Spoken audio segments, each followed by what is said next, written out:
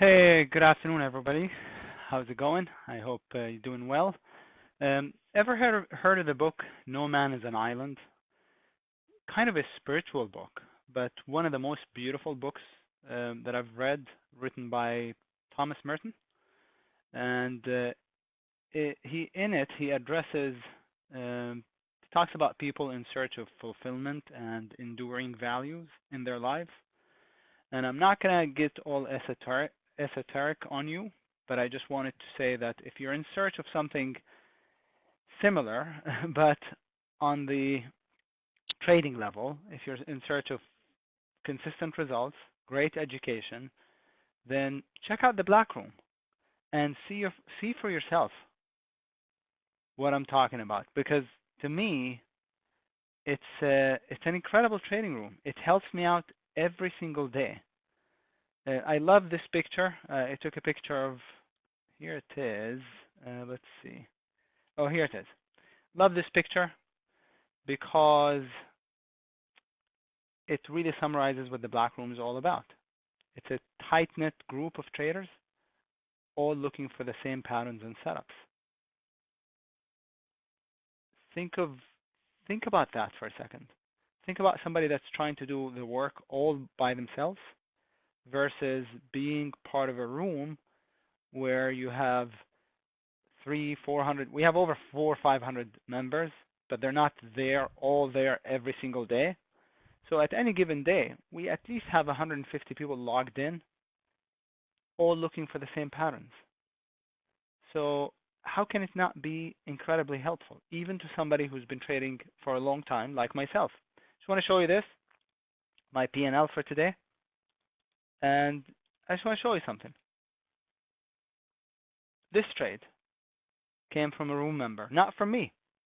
Somebody found it. Stan. Shout out to Stan. This trade came from Jason Turbin, who is a valued member of the Black Room. Shout out to Jason. This one came from the gaps list. We scanned together in the afternoon. That's where the CLVS came from. If I wasn't in the room, I wouldn't have scanned, so I wouldn't have found this. So 4 out of the 5 trades, or 3 out of the 5 trades at least, came from the Black Room. This is from the gaps list, so I had it, other people did too. Called it in the room this morning, and this was also from the gaps list. So I just wanted to say that my secret is being in that incredible environment, community of traders looking for very similar patterns. Okay? That's what I love about being in the Black Room. It takes a bit of work on my end to run and operate, but it's extremely rewarding. Not only emotionally, right? But it's also rewarding in terms of money, profit. So good day today, obviously, 5,200, first 5,000 plus day of the year, and that's due to the volatility, thankfully created by none other than Apple. Apple is a big name that I don't like to trade because it's very, very efficient as a stock, usually run by algos and HFTs. So I don't like to trade the big names like Apple. But to tell you the truth, it had 2 really, really good setups today that I called out, but I didn't make them official calls, and I didn't take them either. The first sell setup was under 144.32, I think. No, 42. 144.42 short, and then we had another 123, which I also called out, but I didn't do. It was under 143.66, I think. Yeah, 143.66 by 144.35. Both would have worked. I still didn't play it, but I did play BMY, which was a tier 1 professional gap down today. Now, this is what I call the epic failure type of a gap, because think about what's happening to the traders that bought it the last 1, 2, 3, 4, 5 days in a row. This stock has been getting bought for 5 days straight, and then today, disaster struck. So every single person professional, novice, small, big time trader, doesn't matter. Every single person was underwater and trapped today. Guess what? That's a short right out of the gate. So this was my favorite gap by far, and was played short under the first two topping tails, I think, is what it was on the 1 minute chart. There it is, scrolling back up. So that's the short. Stop, and then took half at the lows, right at the lows, and then I took half, the back half, right at the lows here again. In the afternoon, I missed the additional setup here. It was a sell setup, but it was also a breakout failure. A breakout failure from here. So that's a money bar, broke out, and then the breakout bar turned into a topping tail. I missed it, but later on it gave me another kind of a breakdown under $45, the whole number. So this should be 45.01. Under this, stop above the highs, and it worked again. So three different plays on it for me, the BMY, and it netted, made 3,300 bucks. Run was a climactic buy, which I wasn't even aware of until my friend Jason in the black room put it out, mentioned it, and I loved it. That's just a beauty. Down a lot inside of a range expansion bottoming tail on the daily chart, and then bam, 5 minutes later, 10 minutes later, was already at target. So that was the run. CLVS was a relative strength, relative weakness. This one I found while scanning with the black room. I noticed that the market, just want to show you real quick, giving you the rationale for the plays. So this happened, this triggered around 1:30, let's say. Let me show you what the Qs did at the same time. 1:30, right? So the Qs had a pretty healthy bounce. Okay? That's $1, almost $1. And you can see it better on the 5 minute chart. Here's the bounce, basically. Okay? Let me show you the CLVS. Compare this, the bounce in the Qs to the bounce in the CLVS at 1:30. There was no bounce. So this was a relative weakness play, a short, very tight stop. In fact, I was just going to kill it if it took out the offer. So just off level 2, and then a nice little drop. Covered at 31, I believe. So right at the lows. I got lucky with my exit. It didn't make a whole lot of money, just 600 bucks, I think. Yeah, 632. And then TYME was a small little breakdown. This morning, Stan mentioned it in the black room, but I don't remember the exact entry and exit. And it was on an uptick. And then the SPS was also a novice gap, but I missed the gap totally, and I scalped it one time, made 100 bucks. So nice to see all green. Oftentimes I don't bat 100%. Anybody that tells you they do is a liar. Nobody does bat 100 or even 90% or 80 even. I've never met somebody that bats 80%. If they do, have them show you their results, because it would be like I'd quit my job and go learn from them, right? Okay, so but today, so I normally bat about 60%, but today batted 1,000%, right? So which is nice. What matters ultimately is not what I batted, or what matters is the bottom line, number one. Number two is that I did what I was supposed to do. That's what matters the most. Because if you do what you're supposed to do, then you build confidence, you build consistency, and from there only good things happen to you over time. So that's what matters.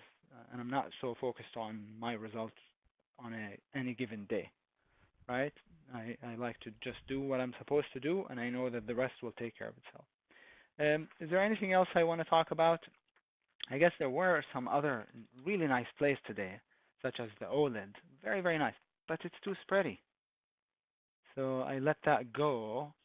And then BGNE this morning was pretty good too. It ended up getting bought, but in the morning, wow, 10 bucks almost.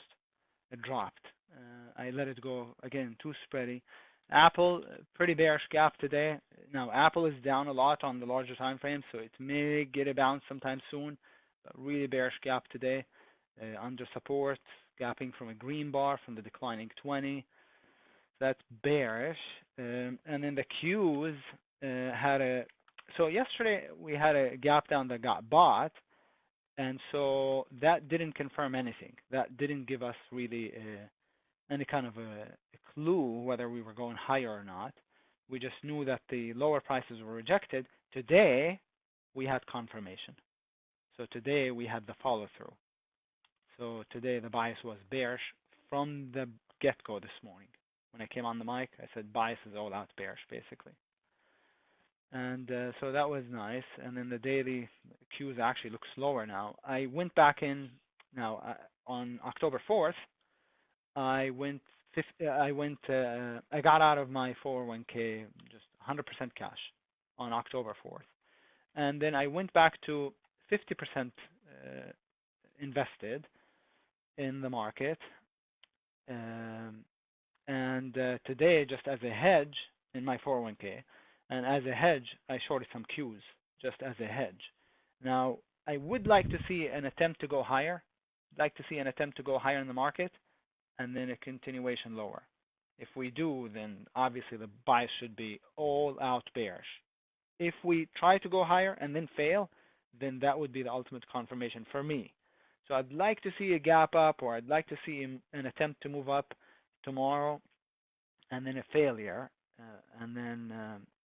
so that would be good confirmation. But really, we don't need the confirmation because the green bar got negated, so we should drop. But again, if we can get the bounce first, that would be the ultimate. That would be the best thing to have. USO, I think bottomed. I actually don't use Twitter, and just yesterday I tweeted that I think USO bottomed. Why did I say that? Well, a number of things, but the main picture came from the weekly chart. We had this is a monthly chart. We had a big time sell-off in the USO, a base, or 3 weeks, 3 sideways weeks, a breakdown, and then the breakdown bar it was followed through by an inside bar. This is what I call breakdown with no follow through, BD NFT, right? Breakdown with no follow through, and so the entry for a pattern like this is over the inside bar's high. Okay, I got 2,000 shares at 84 yesterday, just at the close, basically at the close. So that was for me why I got it. But also, it was I saw that Trump, the president, tweeted about it, saying that oil is not down by luck. When somebody starts to kind of an important figure like the president starts to sort of boast about something, then it's probably near the bottom. Just like when people were boasting about the market being up and doing whatever amazingly well, that's probably, it means we've probably, the market has probably run its course and it was near the top. So does that make sense? So that's the thing, is that's why I don't like cheering, because it's actually indicative that the stock is probably, that's when the novice people are finally joining the run, the move, and then the stock is probably near the end of its move. Okay, so USO, I think it bottomed. I don't love the setup, but I'm risking $1,000 on it, not a whole lot, and my stop is under yesterday's low, 936. So we'll see. If we can make a new high here, if we can take out 1008, I can raise the stop to 966. So we'll see. That is in my swing account, though, not in my day trading account. So with that, I think that's all I wanted to share with you today. I hope you did well. I hope the new year is off to a good start. And as I said, my secret as a day trader is being in the black room, among a group of traders, like-minded traders, all looking for the same stuff. Okay? So check it out. You won't regret it. That's a promise. Check it out and reach out if you have any questions. Wish you all the best, and we'll talk soon.